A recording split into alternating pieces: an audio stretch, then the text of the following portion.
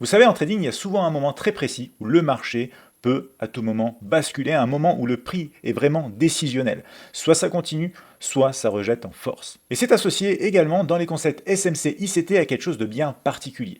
Et pourtant, on n'en parle pas très souvent. Vous allez peut-être découvrir ce concept même dans cette vidéo. Pour ma part, j'aborde ce concept avec d'autres termes, mais je vous en parle clairement tous les jours de ce qui peut se passer face au moindre sommet, face au moindre creux précédent sur les marchés. Et ici, je fais même référence à la vidéo avoir 3 coups d'avance en trading, c'est possible. Je vous mets dans le descriptif de la vidéo le lien. Alors quand on parle de ce concept SMC, certains disent que c'est là où le marché rejette le prix, où les institutionnels rentrent et où peut-être même se font piéger certains retail. Mais ça va encore plus loin. On peut penser à de la manipulation ou à de la liquidité prise, en anglais un liquidity sweep. Vous allez voir que ce concept est très intéressant, très important, et on va l'aborder ensemble dans cette vidéo de manière claire. Pourquoi le marché rejette ces zones spécifiques, comment ça se passe réellement au niveau des ordres, et surtout comment vous allez pouvoir utiliser potentiellement ce concept pour identifier des opportunités potentielles avec précision. Et restez jusqu'à la fin parce que je vais vous montrer des exemples concrets et réels sur les marchés avec un bon timing et des risk-reward intéressants.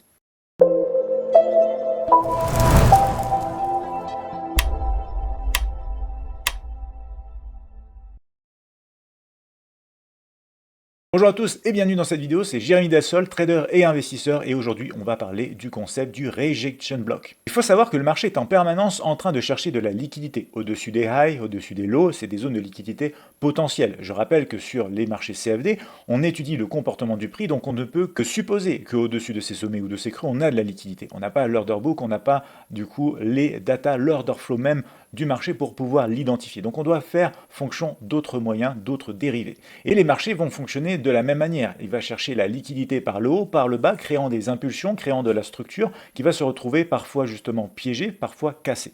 Donc il est important de réussir à savoir quand dissocier l'un de l'autre. Et on va en parler dans cette vidéo. Une fois que vous allez comprendre ce mécanisme, vous n'allez plus voir ces zones de prix de la même manière. Alors si vous êtes prêts pour des exemples théoriques, des exemples pratiques, et mon point de vue sur cette approche, ce concept rejection block, on est parti. C'est parti, on rentre dans le vif du sujet ici, exemple théorique pour démarrer. Donc ici, on va avoir un exemple bullish. Ça veut dire quoi? Ça veut dire qu'on a un marché qui descend, qui rebondit, qui nous crée un creux ici, rejet, et finalement le prix qui revient par la suite dans la zone. Donc déjà, première étape, il va nous falloir identifier idéalement une zone de réaction, c'est-à-dire une zone comme ça, que d'ailleurs je vais vous mettre plutôt en zone de demande, par exemple comme ça. Donc une zone de prix sur laquelle le marché va réagir. C'est pas on attend potentiellement une réaction, c'est qu'on attend une réaction clairement dans la zone. S'il n'y a pas de réaction, il n'y a pas potentiellement de rejection block. Okay, donc là, on a cette réaction, on a la première étape qui est confirmée. Une zone tapée, deuxième étape, bougie rejet, et du coup, c'est cette bougie rejet, notamment avec cet espace juste ici, qui va marquer le concept même et la présence d'un rejection block. Concernant cette bougie, élément important à noter, pas besoin d'avoir spécialement une bougie haussière ou une bougie baissière. Le principal, c'est que si cette bougie, par exemple, est baissière, on ait au moins deux bougies haussières derrière pour illustrer le creux formé. Là, pour le coup, dans cet exemple, c'est même la bougie rejet qui est haussière, donc à partir de la deuxième bougie clôture ici, on sait qu'on a un creux qui est confirmé par là. Je vous renvoie du coup à la vidéo structure que je vous ai fait sur la chaîne YouTube dans le descriptif de la vidéo. Donc là, rejet déjà d'une zone, c'est fait. Bougie qui illustre ce rejet, c'est fait. Des bougies qui clôturent derrière, donc celle-ci par exemple et celle-ci, voire même celle-ci si on en veut trois carrément, qui illustrent bel et bien aussi qu'on a un creux, ça c'est coché aussi, on a déjà toutes ces conditions. Donc maintenant, je dois vous parler de l'espace mèche. Attention, fonction des différents brokers, on n'a pas forcément exactement la même taille des mèches. Ce qui va compter le plus ici, ça va être du coup le bas du corps en fait, hein, ici comme ça, et que cette mèche soit quand même significative en rejet d'une zone intéressante, un prix psychologique par exemple, on peut penser aux 22 500, aux 26 500, ça dépend à quel niveau se trouve l'US 100 quand vous regardez par exemple cette vidéo, mais grosso modo il nous faut une réaction sur un prix clé. Ensuite réaction du coup créée par cette bougie là, un creux qui est créé, et ensuite on revient à l'étude de cet espace mèche. Et c'est l'entrée dans la zone de cet espace mèche qui va compter surtout pour nous. A noter également que ces opportunités peuvent se retrouver dans deux conditions, la tendance ou la contre-tendance sur les marchés. Donc là ensuite on rentre, on revient et on teste. Donc là il peut se passer plusieurs choses, on peut intervenir de différentes façons. Certains vont vouloir par exemple intervenir, pourquoi pas, sur les 50% de cette mèche ici. Imaginez que du coup, on mette les retracements de Fibonacci sur cet espace mèche. Le seuil des 50, voilà, va se situer ici. Du coup, si la mèche touche, c'est déclenché. Sinon, ça ne touche pas, bien sûr, sur le retour. Et du coup, on peut avoir une opportunité comme ça. On peut avoir l'opportunité même plus agressive encore d'un ordre en attente à l'entrée de ce rejection block ici, ou on peut tout simplement aussi très bien attendre de voir un comportement de prix aussi souligner tout simplement une certaine réaction pour aller ensuite possiblement chercher les targets, etc.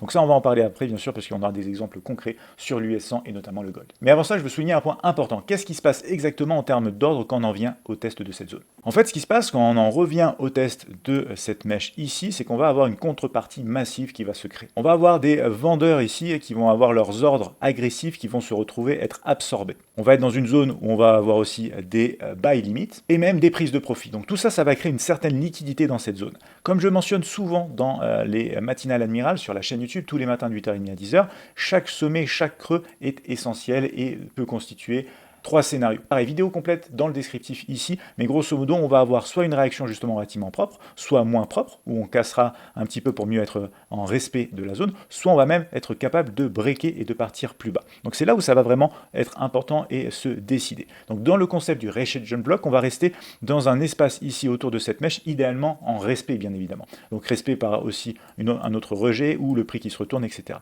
Donc pour bien comprendre ici, il y a une absorption du coup des vendeurs agressifs, il y a des ordres buy limit qui se trouvent dans la zone, il y a des prises de profit aussi, et du coup il va y avoir vraiment une réaction ici, où on va se retrouver soit sur donc, une cassure ou un rejet massif. Bien sûr, des fois, on a les fausses cassures quand on a besoin d'aller prendre encore plus de liquidité ici, mais du coup, dans le concept du rejection block, on va être sur le fait qu'on n'a pas besoin d'aller chercher cette mèche, le bout en tout cas, mais qu'on va chercher l'intérieur de la mèche, ça va suffire pour pouvoir repartir, d'accord?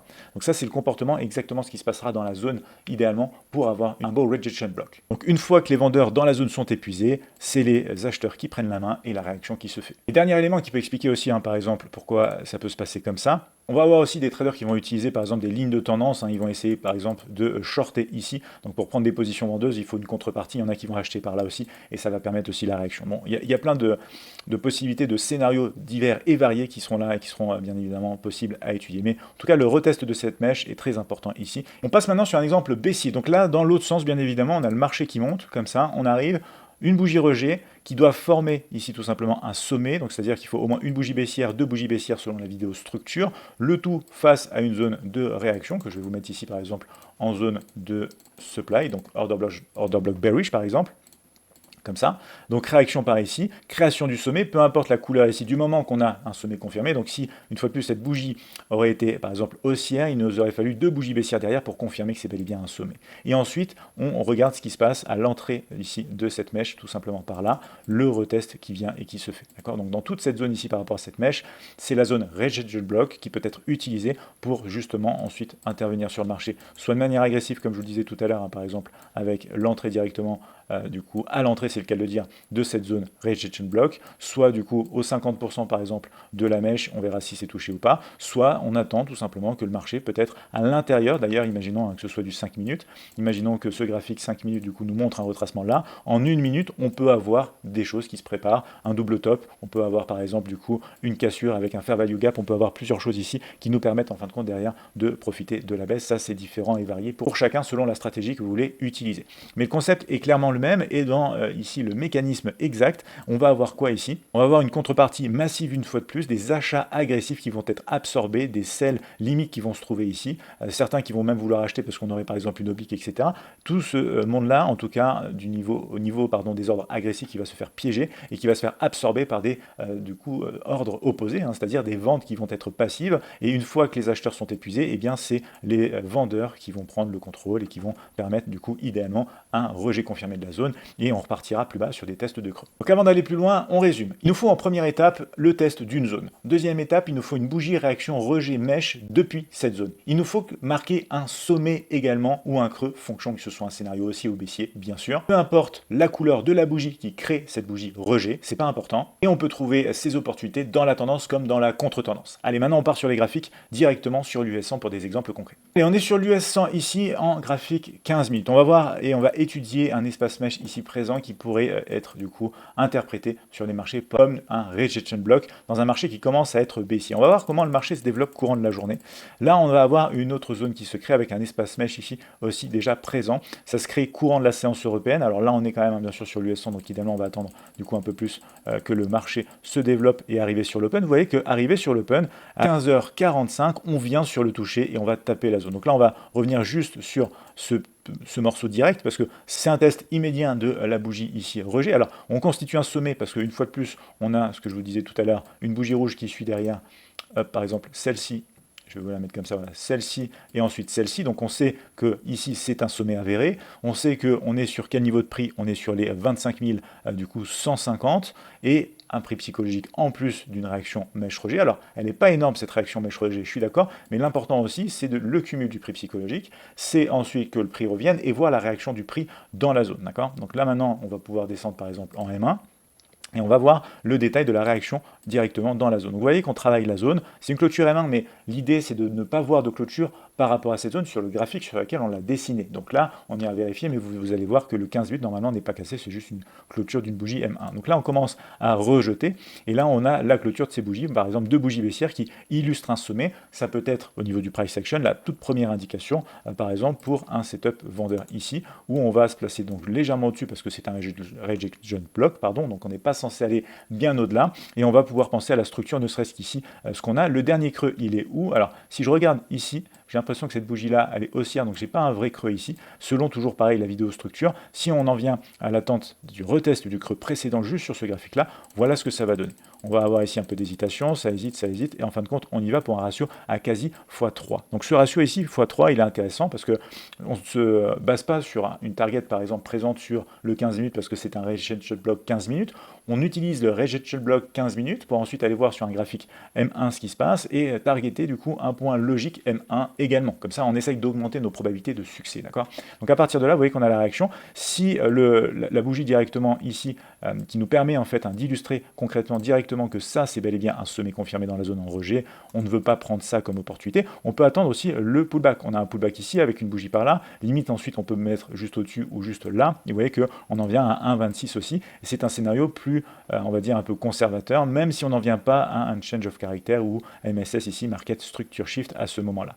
Donc vraiment, la première opportunité peut se trouver là en termes de price action. On va zoomer un petit peu, on va voir si on a des FVG, des petites choses comme ça qui peuvent nous aider aussi à pouvoir confirmer tout en restant dans des concepts bien sûr SMC. Là, pour le coup, dans les niveaux les plus hauts, c'est vrai qu'on avait ici aussi ce FVG, alors ce FVG je vais le mettre d'une autre couleur, on va le mettre plutôt du coup comme ça pour bien le voir, et à partir de là on peut aussi utiliser bien sûr cette excuse d'une bougie qui clôture en dessous, l'IFVG, pour pouvoir rentrer en position, ou le retest aussi de cette zone IFVG, que ce soit avec une mèche, du coup il y en a qui vont mettre l'ordre en attente justement à l'intérieur 50% par exemple, bref, différentes façons d'intervenir, mais un seul et même scénario dans ce contexte ici, dans ce concept du coup du rejection block. Alors petite astuce au passage, si vous vous demandez pourquoi j'ai pris cet espace mèche plutôt que l'espace mèche présent ici, parce que je pense que c'est une question que vous vous posiez, c'est tout simplement parce qu'à l'étude de ce qu'on est en train de voir ici en termes de comportement de prix, je rajoute un concept que je partage tous les matins dans la matinale, c'est celui d'un trading de range. Donc là, typiquement, vous voyez qu'on a quand même des sommets et des creux qui se présentent un peu partout, des creux ici, typiquement très bien respectés,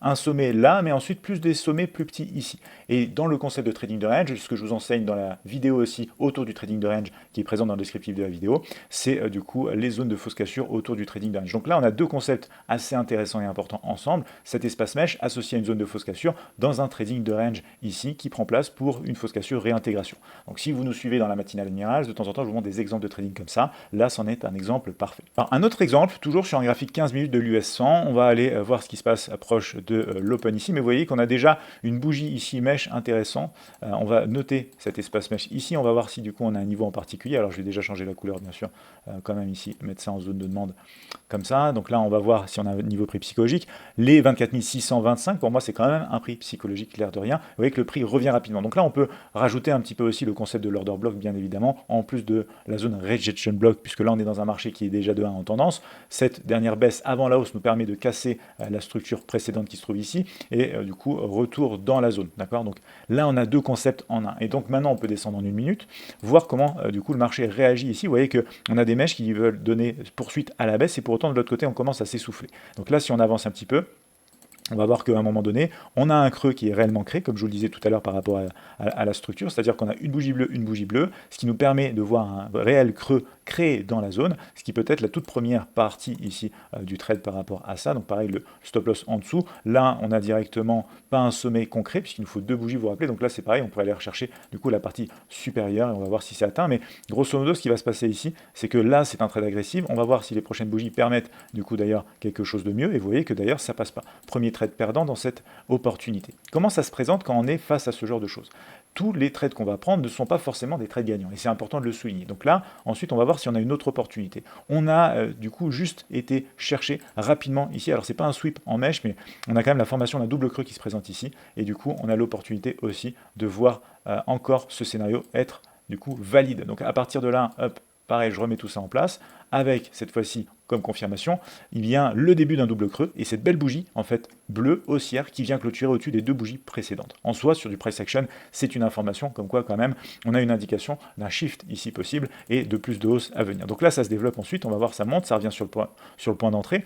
D'ailleurs, ici, opportunité de trading en retracement aussi. À partir de là, on peut même aller rajouter par exemple une position par ici, toujours protégée sous le dernier creux quand même, parce que c'est le creux de référence, et du coup par exemple elle est déjà targetée à 1 pour 1 dans un pyramidage où on ne veut plus risquer sur le premier trade, ou sinon on veut tout mettre sur la dernière target, ça c'est vraiment le choix de chacun. Si par exemple ici je vous fais un mix, je vous fais un 1 pour 1, comme ça viendrait par exemple absorber la perte ici initiale, on va voir si on peut le toucher, ok super, on le touche. Donc maintenant ce trade là il est fait, il nous reste le trade numéro 2 en fait qui a été pris, qui est toujours lui en cours. Et là on va voir si on est capable de remonter tout en haut ou pas, parce que ça hésite énormément. Donc au bout d'un moment, on peut aussi se mettre break-even, bien évidemment, sur la position. Hop, ici, comme ça, par exemple, break-even.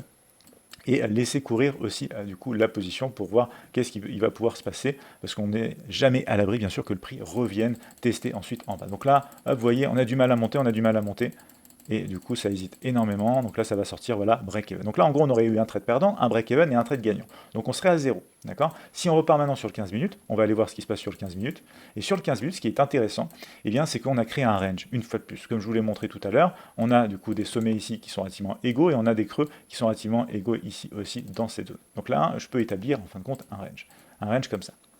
Et on est en train de taper la borne basse. Et ce qui est intéressant à noter, alors je vais enlever les premiers trades ici, bien sûr, hop, c'est que dans cette borne basse, on a aussi un espace mesh. On a un espace mesh qui correspond à la borne basse de zone de range. C'est le genre de choses que je couvre aussi dans la matinale ici quand je vous fais des zones de fausse cassure par rapport au trading de range. Et donc là, en l'occurrence, on va pouvoir ensuite descendre à nouveau sur du graphique M1 parce qu'une nouvelle opportunité peut se présenter. Un petit peu comme je vous l'ai montré tout à l'heure, en mode, tout à l'heure c'était bearish, là c'est en mode bullish. On rentre dans la zone et on voit aussi ensuite comment le prix du coup se comporte. Donc là, on va avoir beaucoup d'hésitation, une belle bougie haussière qui vient mécher le creux des bougies précédentes. Je zoome ici pour vous montrer ça parce que c'est très intéressant, très important ici. Hop, vous voyez, on vient prendre directement ces creux et on vient réagir. Donc rien que ça peut, selon ce que vous aimez trader, hein, bien évidemment, ça peut être en soi la première réaction possible. Et là, quand on pense ensuite au trading de range, je ne l'ai pas souligné tout à l'heure, mais là je fais exprès avec vous, prix médian, borne haute, c'est des niveaux de gestion de position possible. Donc là, on va voir comment le marché maintenant décide d'agir, hein, si on va respecter ce reschedule block ou pas, on va avoir directement une première target partielle, par exemple TP1 sur le prix médian. Que se passe-t-il maintenant si ensuite je vais targeter par exemple bien directement la borne haute de zone de range? Ça risque de prendre plus de temps parce qu'on a ce prix médian à passer et finalement vous voyez qu'on arrive à passer au-dessus, on a du mal encore, hein. On a encore du mal ici, on va voir ici, ça hésite encore énormément, donc ça c'est dans du trading de range, c'est tout à fait possible bien sûr, donc attention à ça, et on va voir si on est capable de repartir ici, parce que là hein, sur du coup une progression comme ça, du coup, je peux déjà me mettre bien sûr aussi break-even parce qu'on a fait le premier TP1 et que du coup, on attend tout simplement le full scénario trading de range. Donc, soit il y a un stop suiveur ou pas. Si on attend juste la full target, allez, est-ce qu'elle va être prise? On s'en est énormément rapproché. Pour finir par tout pile, aller la déclencher sur cette bougie ici, tout là-haut, du coup juste sur le seuil des 24 716 ici. Sinon, en toute façon, en stop suiveur, sorti à un moment donné. Mais vous voyez l'idée et le concept derrière ce rejection block associé à un contexte de marché qui est très souvent présent sur les marchés, les ranges. Allez, un dernier exemple sur le gold, le XOUSD cette fois-ci. Ici, on est aussi dans la matinale et on va avoir l'étude, toujours pareil, de niveau de mèche. Alors ces niveaux de mèche, où est-ce qu'ils vont se présenter? Il faut que ce soit sur des niveaux intéressants. Là, on parle par exemple des 5012, 50, slash quasiment les 5015. 5015, c'est un niveau intermédiaire, c'est pas the prix psychologique, mais c'est un niveau intermédiaire. Donc là, on a un prix qui revient. Pareil, on a des mèches avant. Alors, on va en reparler aussi ici, mais les niveaux extrêmes par rapport à ces rejection blocks sont toujours les plus intéressants, d'accord? Si je regarde aussi ce qu'on a en termes de contexte, encore une fois, on a du coup un range établi par là, je vous le mets en mode range, ici comme ça, avec un creux, un sommet. Donc ça correspondrait à la zone de fausse cassure, plus la borne haute de zone de range ici, et on ira du coup visiter rapidement cette zone. Donc là, on est en 15 minutes, pareil, je descends en graphique 1 minute, et donc là, on voit déjà ce qui s'est passé, hein. On voit qu'il s'est passé plusieurs petites choses. Selon la même étude tout à l'heure, attention, ça c'est vraiment le setup le plus agressif, avec ces deux fameuses fameuses bougies qui sont consécutives par exemple, qui du coup nous montrent qu'on a bel et bien un sommet qui est présent. On peut regarder ce qui se passe déjà pour le test du creux, hein, et là on serait déjà à 1,3 du coup en cours. On va juste laisser ça de côté, mais grosso modo, quelles autres opportunités on peut avoir ici? On aurait aussi de l'IFVG qui se présente, puisque du coup on n'a pas de contact ici, c'est très fin, mais vous voyez on n'a pas de contact entre cette bougie 1 et cette bougie 3 par exemple ici, donc là on pourrait être sur un retest de l'IFVG. On peut être aussi sur du coup un scénario par exemple où là on vient casser ce creux. Alors c'est un creux interne, c'est pas un creux externe, hein, concrètement, donc on ne peut pas pour ma part directement parler de market structure shift ou de choc, mais en fait on revient ici, on a une belle bougie rejet aussi ici, donc plusieurs arguments en termes de price action pour entrer selon différentes façons de faire bien évidemment, et dans un contexte plus large où idéalement on pourrait continuer sur le prix médian, sur la borne basse comme tout à l'heure. Donc là si on veut le jouer en 3 scénarios, un scénario assez safe parce que du coup on veut viser le creux justement qui pourrait marquer le réel market structure shift ou choc ici, change of character, on peut voir que du coup on va attendre un moment et ça va hésiter mais ça va y aller. Donc là ensuite bien sûr on a ce market structure shift d'autant plus qui arrive, parce que du coup c'est la dernière impulsion par ici. Ensuite on peut se poser la question du coup du TP2 en direction du prix médian pour jouer le full scénario trading de range également. Donc là vous voyez ça hésite. Premier TP qui aurait été touché, hop voilà, hop ici, hop, ça s'arrête sur, je vais l'arrêter sur du coup le test ici, déjà un ratio à 3,46. Ensuite la borne basse en retest avec toujours un petit peu de sensibilité, vous voyez qu'on s'en est quasiment déjà à rapprocher, hein. Donc à partir de là, hop, ici, voilà, c'est touché, et là ça fait un sacré ratio, ça fait du 6,77, bien parce que du coup on a utilisé une analyse multi-time frame, on a utilisé un concept de range très présent sur les marchés, un niveau extrême, mesh réaction, rejection block possible, et en fin de compte du comportement du prix pour du coup valider le tout. Parce que si, vous voyez, dernièrement ici, hein, je vous parle de ça, ensuite on enchaîne, mais si par exemple dans cette zone j'avais mis un ordre en attente avec le stop loss juste au-dessus, vous voyez que cette mèche ici elle m'aurait piégé. Donc c'est pour ça que je suis plus partisan d'attendre bien évidemment ici qu'on ait tout simplement des confirmations, au moins quelques confirmations dans la zone. Voilà pour cette vidéo sur un nouveau concept, le Rejection Block. Pour ceux qui ont l'habitude de suivre les matinales Emiras, vous voyez que c'est des choses que j'utilise en utilisant d'autres termes, mais ici c'est les termes du coup SMC, ICT précis qui expliquent ce concept-là. Donc vous allez retrouver des points concordants avec mes vidéos sur le trading de range, avec plusieurs exemples que je prends live dans la matinale Emiras bien sûr, mais en tout cas vous voyez l'explication de ce concept à travers des concepts de la smart money justement. Donc j'espère que cette vidéo vous a plu. N'hésitez pas à liker, partager et à vous abonner. Il y a des vidéos toutes les 2 semaines, des shorts toutes les semaines et des lives tous les jours sur la chaîne YouTube. Donc merci à vous d'avoir regardé cette vidéo, merci pour le like, les commentaires également et je vous dis à très vite dans la prochaine vidéo.